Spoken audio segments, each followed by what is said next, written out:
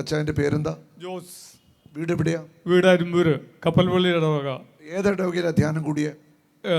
മണലൂർ കിഴക്കേപ്പള്ളി ഇടവകയിൽ. മണലൂര് കിഴക്കേപ്പള്ളിയിലാണ് ധ്യാനം. ഏത് വർഷമാണ്? 2019 ഡിസംബർ. 2019 ഡിസംബറിൽ അവിടെ നിന്ന് കൺവെൻഷനിൽ ഈ അപ്പച്ചൻ വന്നു. അന്ന് അപ്പച്ചൻ്റെ വലത്തെ കൈ പൊങ്ങത്തില്ല. ഒരു വർഷമായിട്ട് ഈ കൈ പൊങ്ങാത്ത കൈയായിരുന്നു. ശരിയാണോ? ശരിയാണ്. ഇപ്പം എന്നോട് അതൊക്കെ പറഞ്ഞു. ഏതൊക്കെ ആശുപത്രിയിലാണ് പോയത് ചികിത്സയ്ക്ക്? കോട്ടക്കൽ ആയുർവേദശാലയിൽ പോയിരുന്നു, അമല ആസ്പത്രിയിലത്തെ ആയുർവേദ ഡിപ്പാർട്ട്മെൻറ്റിൽ പോയിരുന്നു, പാലക്കൽ സെൻറ്ററിലെ ഒരു ആയുർവേദ ആസ്പത്രിയിൽ അവിടെ പോയിരുന്നു, ഡോക്ടർ ഷുക്കൂർ എന്ന് പറഞ്ഞിട്ട് ഒരാൾ എറണാകുളത്തുണ്ടായിരുന്നു, അവിടെ പോയിരുന്നു, ഞാനും എൻ്റെ വൈഫും കൂടെ.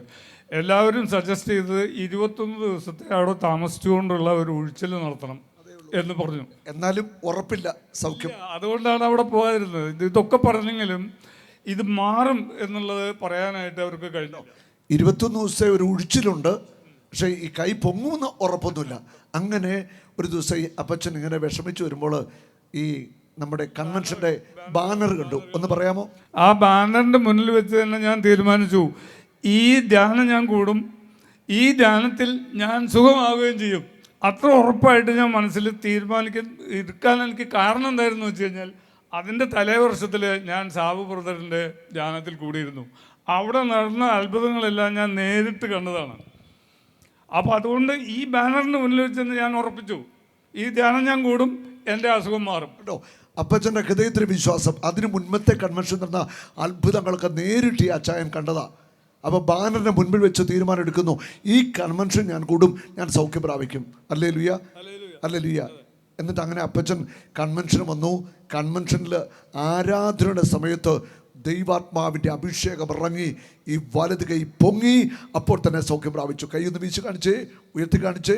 ഇന്ന് വരെ കയ്യിന് ഒരു പ്രശ്നവുമില്ല. ഞാനും എൻ്റെ ജീവിത പങ്കാളിയും മാത്രമേ വീട്ടിലുള്ളൂ. ഞങ്ങളുടെ കാര്യങ്ങളെല്ലാം ഞങ്ങൾ തന്നെയാണ് ഇപ്പോൾ ചെയ്യുന്നത്. ഒരു പ്രശ്നവുമില്ല എനിക്ക്. ഇപ്പം എത്ര വർഷമായി? 6 വർഷമായി. 2019 6 വർഷമായി. 6 വർഷമായി ഈ വലത് തളർന്ന, ഒരു വർഷമായിട്ട് തളർന്ന ഈ കൈ കർത്താവ് സൗഖ്യപ്പെടുത്തിയിട്ട് ആരാധനയിൽ കർത്താവ് നേരിട്ട് തൊട്ട് ഈ അപ്പച്ചനെ സുഖപ്പെടുത്തിയതാ. നിങ്ങൾ ഹൃദയത്തിൽ വിശ്വസിച്ചോ, ഓരോ ആരാധനയിലും യേശു ഇറങ്ങി വന്ന് നിങ്ങളെ തൊടും. നിങ്ങളുടെ രോഗങ്ങൾ സൗഖ്യമാകും, പൈശാചിക ബന്ധനമഴിയും, തകർച്ചകൾ വിട്ടുമാറും, കടബാധ്യം മാറും, വന്ധ്യമായ ഗർഭപാത്രങ്ങൾ അനുഗ്രഹിക്കപ്പെടും.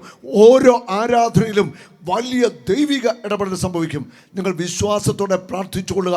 കരമടിച്ചൊന്ന് കർത്താവിനെ മഹത്വപ്പെടുത്തുകേ. ഹല്ലേലൂയ. അപ്പോൾ സന്തോഷമായി. സന്തോഷമാണ്. ഈ മുഖം കാണുമ്പോൾ തന്നെ അറിയാം എത്ര സന്തോഷമാണ്.